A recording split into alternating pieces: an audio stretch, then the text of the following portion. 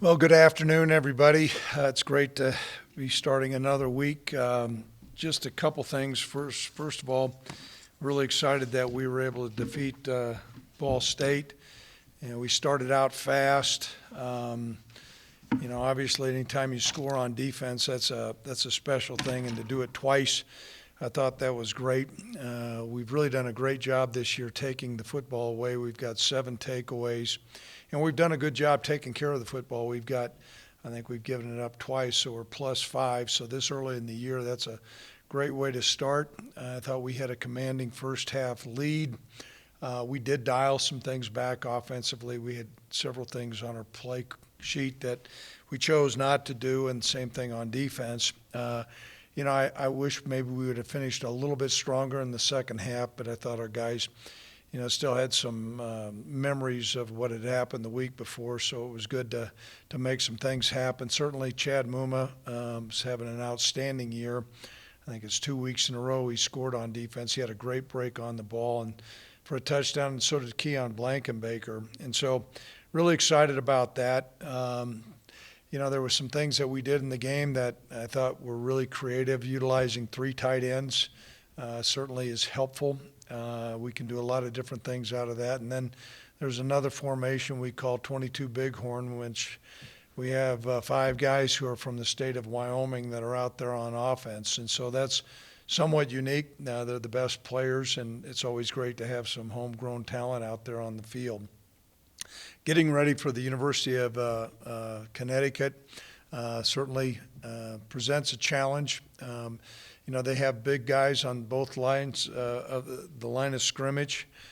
They've changed quarterbacks quite a bit during the course of this fall.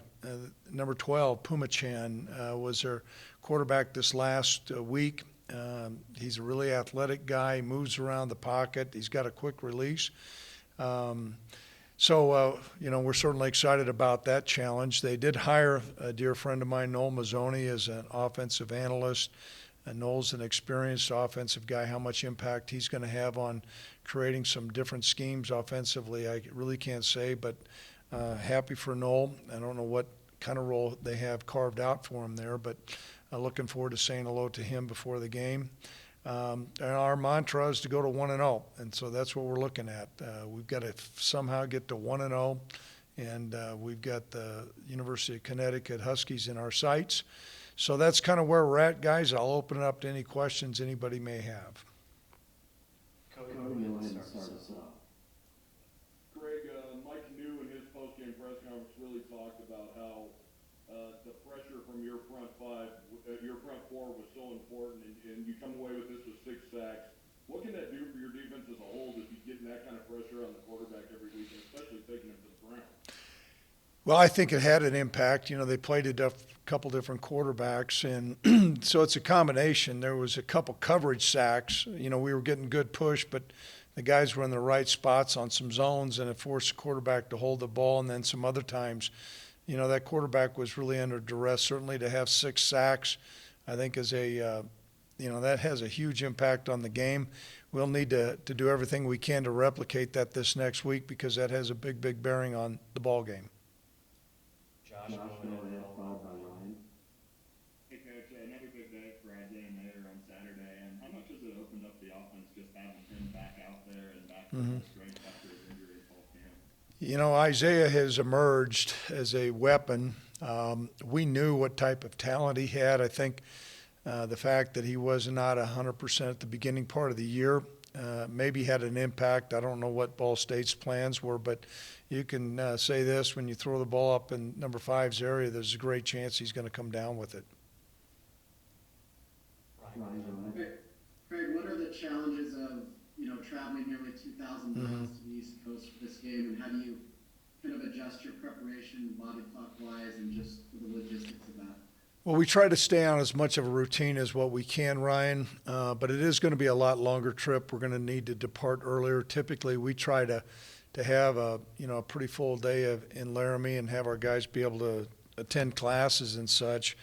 Unfortunately, the trip is going to require us to leave earlier than normal, and The time change is going to be a little bit different. We're going to slot some things and make some adjustments, but we try to stay on that schedule as much as what we can. Along with that, we're going to be playing on a grass field. The last time we did that, I think we played out in San Diego, and so getting acclimated to that is going to be a little bit of a difference. However, it's not as much of a difference, unlike the old days when you played on the hard AstroTurf and then you went to grass. I mean, the shoes are similar, but there's some differences. Time change different, but we'll try to stay as much on a routine as what we can. Cody, go ahead. Craig, after watching the film, I assume 4 for 11 on third down. If you're going to nitpick some things, where are some things you want to see? Where are some areas you want to see some improvement this week? Well, thanks for bringing that up, Cody. We score, I don't know how many points, throw a bucket of water on there, and I'm in a great mood, and you just went ahead and stirred the pot there. We've got to execute better. We're disappointed. Coach Polisic and I spent some time on that. I think third down and makeable is going to be important for us to do. There's a couple times that maybe Sean pressed some things, but we've got to improve in that area if we're going to try to accomplish what we want to try to accomplish to get to 1-0. Josh, go ahead. Y'all are being pretty much injury-free throughout the first 3 weeks. What are some of the things y'all focused on throughout the offseason? Just, I guess, help y'all stay healthy this year. Well, a couple things. First of all, we've worked with Riddell, the helmet company, extensively over the last couple of years, and all our guys have helmets with sensors in it and things like that, and that's allowed us to maybe alter some things in practice. We had one maybe quasi-concussion, but I don't know if that was completely confirmed, so that's number one. The next thing is we had 10 straight weeks of winter conditioning, which we've not normally had, and we're able to move spring football back, and so that, I think the strength and conditioning came into play. That allowed us to have a good summer, and then we went into fall camp. So our guys are healthier than they have been, and as a result of that, we're more resilient. We have more depth, so we're able to spread out our repetition a little bit more, and we're a healthy football team. Ryan, go ahead. Craig, a two-part question about the punting. It seems like Ralph has really seized control of that and performed exceptionally well, especially in the 2 home games. And also, is Clayton Stewart still on the team? I didn't notice him on the roster. He is on the team. I don't know why he was maybe listed off the roster or not listed on the roster. He's on there, and he's been suiting up every game. He's our backup punter, and he's our backup kickoff guy. Ralph really did an excellent job. I thought our coverage units were well done. Ball State really pressured our protection, and we had a good operation time. Ralph did a great job turning the field over, and field position had a great deal to do with our success Saturday, along with the takeaways. Cody, go ahead. Frank, does the Saturday game, do you have another speed other than 100 miles per hour? No, he really doesn't, but what I don't understand is he goes out there and he has these shoes and he doesn't have any shoestrings in there. So I can't get him to put shoestrings in there, but they stay on anyhow. We've got a really good collection of running backs, and I'll note Titus. Are you talking about Titus or was it Isaiah, or who'd you talk about? Huh? Well, what the hell was I talking about Titus? Isaiah it really does a great job. He's a physical guy. He runs around. He makes a lot of tackles, and when he hits people, they usually get depleted. Josh, go ahead. I guess going off of that, kind of talking about Titus, how much is Thank you. How much is that depth at the running back position, allowed you to keep guys like X and all them fresh out there? Well, I think it's really important. The question was brought up earlier about staying healthy. We've been able to spread those carries and touches around. X had another excellent game. Titus has done well. Trey Smith had a really good reception on a screen. And then DeWyan came in and really did some things well, number 30. And so we've got 4 backs there, and we feel comfortable utilizing all 4 at any time. Ryan, go ahead. Craig, the last couple of weeks, obviously you've challenged the O-line and then the defense respectively, and they responded. When you're facing a program that's struggling the way UConn is, how do you kind of keep that motivation and focus? Well, we set a high bar. There are things that we did well in the game, Ryan, but there's a lot. I said, I just kind of maybe a phrase, I don't know how accurate it is. We left some meat on the bone out there, and there's stuff on the tape that is going to become apparent to all the groups, particularly the lines of scrimmage, where we need to get better. If we're going to get to 1-0, and we really focus on one game at a time, and then along with that, what we need to do to improve. And so our guys have high expectations of themselves. As a head coach, I have expectations of this football team, and I think we have an opportunity to be good, but we're still a work in progress.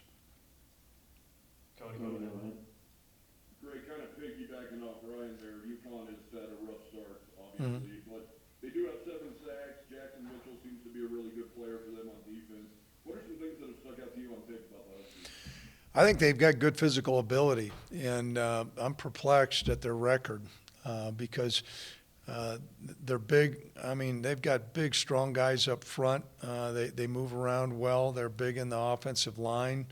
And so we need to really prepare that we're going to play them at their very best.